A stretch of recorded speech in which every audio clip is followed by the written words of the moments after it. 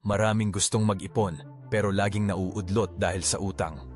Bakit nga ba parang ang hirap umiwas sa utang habang nag-iipon? At posible ba talagang gawin ito ng sabay? Yan ang pag-uusapan natin sa videong ito, kung paano nga ba makakaiwas sa utang habang tuloy-tuloy ang pag-iipon. Ready ka na bang matutunan ng sikreto? Tara, simulan na natin. 1. Unahin ang tamang mindset. Alam mo ba na nagsisimula ang pag-iwas sa utang sa tamang mindset? Kung lagi mong iniisip na normal lang ang mangutang, magiging cycle na ito sa'yo. Kailangan baguhin ang pananaw. Utang ay hindi solusyon kundi pabigat. Isipin mo, bawat utang ay may interes.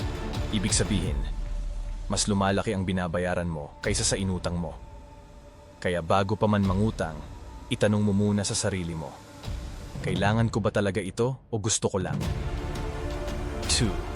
Gumawa ng budget at stick to it. Simple lang ang formula sa pagbabudget. Kita minus ipon equals gastos.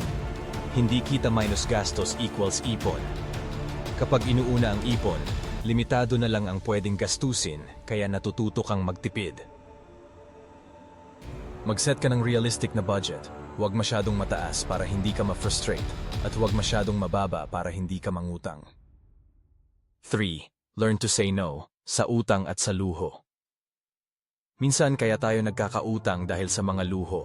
Bagong gadget, branded na damit or travel goals, walang masama sa mga yan, pero dapat nasa tamang panahon at budget. Kung gusto mong mag-ipon at umiwas sa utang, kailangan matutunan mong magsabi ng hindi muna. Hindi forever, kundi pansamantala habang binubuo mo ang financial foundation mo. 4. Build an emergency fund.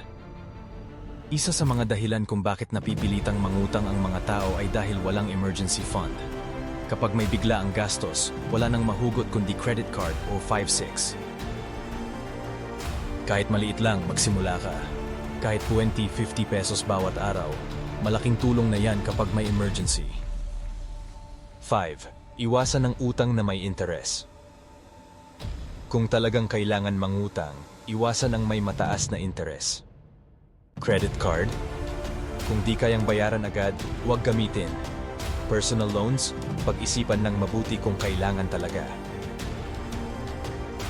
Ang tunay na financial freedom ay ang hindi nakatali sa utang. Masarap mag-ipon nang walang inaalalang bayarin kada buwan, di ba?